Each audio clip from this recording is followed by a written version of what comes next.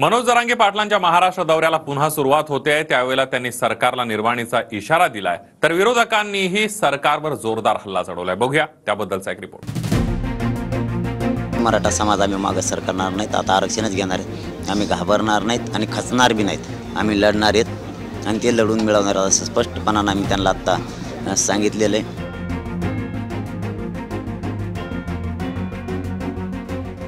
मराठा आरक्षणासाठी एल्गार पुकारणाऱ्या मनोज जरांगे पाटलांचा पुन्हा एकदा दौरा सुरू होतोय।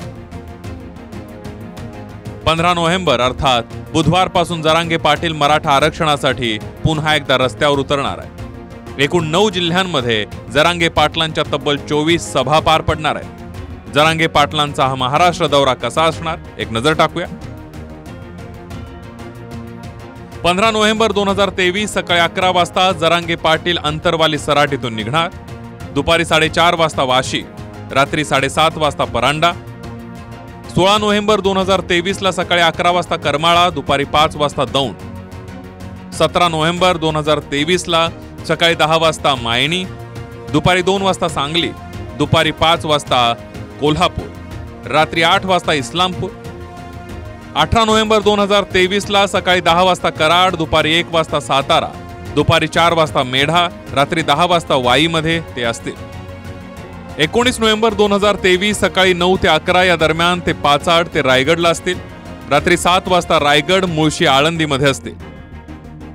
20 नोव्हेंबर 2023 ला सकाळी 9 वाजता आळंदी, सकाळी 11 वाजता तुळापूर, दुपारी 3 वाजता पुणे, सायंकाळी 6 वाजता खालापूरमध्ये असतील। 21 नोव्हेंबर 2023 ला ते सकाळी 10 वाजता कल्याण, दुपारी 3 वाजता ठाणे, रात्री 8 वाजता पालघर। 22 नोव्हेंबर 2023 ला सकाळी 11 वाजता त्र्यंबकेश्वर, दुपारी 3 वाजता विश्रांत, सायंकाळी 6 वाजता संगमनेरमध्ये असतील। 23 नोव्हेंबर 2023 सकाळी 10 वाजता श्रीरामपूर, दुपारी 1 वाजता नेवासा, दुपारी 5 वाजता शेवगाव आणि सायंकाळी 7 वाजता धोंडराईमध्ये असतील।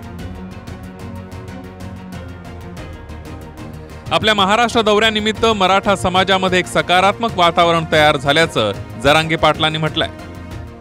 आता एक नवीन आशा निर्माण समाजात झाली। समाज प्रचंड सध्या खुश आहे की काही बांधवांना आमच्या नोंदी मिळाल्या, असे सर्टिफिकेट मिळालेत आणि त्याला काही बाधा नाही, ते रद्द होणार नाहीत, कसलीच बाधा नाही। त्याची पूर्ण पडताळणी होऊन ते दिलेले। त्यामुळे आता राहिलेल्यांना असं वाटायला लागलं की आपल्या कोणत्या तरी एका भावाला आता आयुष्याची भाकरी मिळाली। ज्या नोंदी सापडल्या त्याचा अहवाल बनवून 24 तारखेला त्याचा कायदा पारित करणे म्हणजे महाराष्ट्रातल्या सगळ्या मराठ्यांना त्या आधारावरती आरक्षण मिळणार आहे। त्या दृष्टिकोनातून चर्चा झाली। आता त्यांना सांगितलं आम्ही या अधिवेशनातच कायदा पारित करण्याचा निर्णय घ्या। आम्ही त्यांना 24 डिसेंबरपर्यंत कसलेच डिस्टर्ब करणार नाहीत, त्यांना त्रास देणार नाहीत, कारण आम्ही वेळ दिलेला आहे। त्यामुळं आता ते त्यांचा निर्णय घेतील। नाही त्यांनी 24 पर्यंत केलं तर त्याच्यानंतर अधिवेशन घेतील, ते एखादं अधिवेशन बोलवतील करतील, परंतु 24 पर्यंत आम्ही त्यांना सांगत नाहीत, फक्त आठवण करून दिली आहे अधिवेशन योगायोगानं तर घ्या। तर आरक्षणाच्या मुद्द्यावरून पुन्हा एकदा जरांगे पाटलांनी सरकारला इशारा दिलाय। इतकंच नाही तर ओबीसी नेत्यांवर जोरदार हल्ला चढवलाय। आपण मराठ्यांचा सेवक म्हणूनच काम करणार आहे शेवटपर्यंत, कारण ज्या समाजाला मायबाप म्हणलंय, आम्ही माय लेकरं आहेत, मी त्यांचं लेकरू म्हणून काम करतोय। शेवटच्या मराठा समाजाला आरक्षण मिळेपर्यंत आपण हटणार नाही शब्द दिलेला आहे आणि तो पाळणार आहे। घराघरातल्या मराठ्यांना आयुष्याची भाकरी, आयुष्याचं त्यांचं कल्याण ज्यांनी होऊ दिलं नाही ते कल्याण करण्यासाठी आपला हा लढा आहे आणि त्यांना कल्याण करण्यासाठी शेवटपर्यंत जेव्हा जीव असेपर्यंत आपण लढणार आहेत आणि मराठ्यांना आरक्षणच मिळवून देणार। जरी काही ओबीसी नेते राजकीय स्वार्थापोटी घेणार असले किंवा मराठ्यांचा आकश आहे, मराठ्यांचा राग आहे म्हणून जरी ते घेणार असले तरी त्यांनी घ्यावं। आम्हाला काही त्याच्याबद्दल काय वाटत नाही, कारण प्रत्येकाचा अधिकार आहे, प्रत्येकाने ती घेतली पाहिजे आणि त्याबद्दल काय बोलण्याचं काही कारणच नाही, त्यांनी घ्यावं। तर दुसरीकडे छावा संघटना देखील छगन भुजबळांविरोधात आक्रमक झाली। येणाऱ्या निवडणुकीत छगन भुजबळांना पराभवाची चव चाखायला लावणार असा इशारा देण्यात आला। मंत्री छगनराव भुजबळ हे आहेत, ते स्वतः मंत्री आहेत। शपथ घेताना आपण ऐकलं असेल, आपण ती शपथ बघितली असेल। गोपनीयतेची शपथ असते किंवा कुठल्याही समाजाचा द्वेष करणार नाही, तिरस्कार करणार नाही किंवा कोणत्याही व्यक्तीचा द्वेष तिरस्कार करणार नाही आणि कुठल्याही एखाद्या समाजाबद्दल विशेष प्रेम ममत्व दाखवणार नाही, ही ती शपथ होती। त्या शपथेचा त्यांनी भंग केलाय, म्हणून त्यांच्यावर आम्ही मराठा समाज बहिष्कार टाकत आहोत आणि त्यांची तात्काळ मंत्रिमंडळातून हकालपट्टी केली पाहिजे। राज्यातील विरोधकांनी सरकारवर निशाणा साधलाय।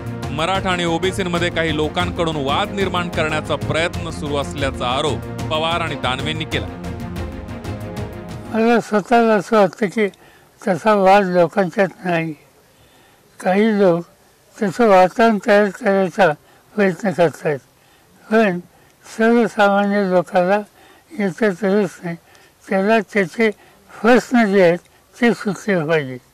मग तो ओबीसी असेल तो मराठा असेल, त्यांचे न्याय्य प्रश्न हे सोडवायची कामगिरी ही राज्य आणि केंद्राने करावी ही त्यांची अपेक्षा आहे। सरकारने मुख्यमंत्र्यांनी निर्णय घेतल्यानंतर त्यांच्याच मंत्रिमंडळातले एक मंत्री वेगळी भूमिका मांडतायत, विशेषतः मराठा आरक्षणाच्या संदर्भात। जर अशी भूमिका जर ते मांडत असेल तर मला असं वाटतं त्याला तर सर्वांनी मिळून विरोध केलाच पाहिजे। मला वाटतं असा वाद करण्याची गरज नाही। ओबीसी आणि मराठा आपण या सगळ्या भूमीची लेकरं आहोत, या महाराष्ट्राची लेकरं आहोत। ज्याच्यावर अन्याय झाला त्याला न्याय मिळाला पाहिजे ही भूमिका मराठा आरक्षणाच्या बाबतीत मराठा तरुणांनी मांडलेली, त्यांनाही न्याय मिळाला पाहिजे। एकीकडे मराठा आरक्षणाचा मुद्दा तापलेला आहे, दुसरीकडे ओबीसी समाज हे आक्रमक झालाय। ओबीसी नेत्यांकडून मराठवाड्यात ओबीसी बचाव यात्रा काढण्यात येणार आहे।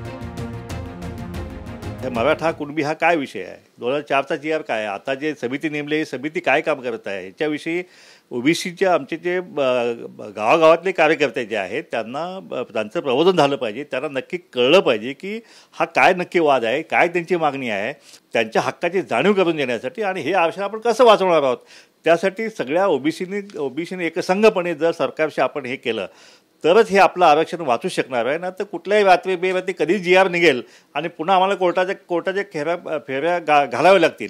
आणि म्हणून आम्ही हा मराठवाड्याचा दौरा जो आहे तो ओबीसी आरक्षण बचाव जनजागरण दौरा जो आहे तो आम्ही सुरू करत आहोत।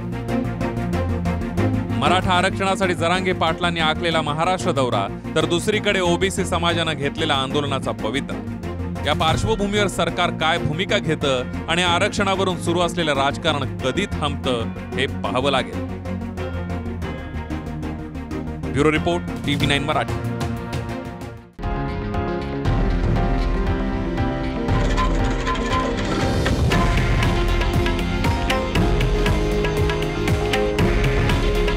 हे आहे देशातील नंबर 1 न्यूज नेटवर्क आणि आपण पाहत आहात TV9 मराठी।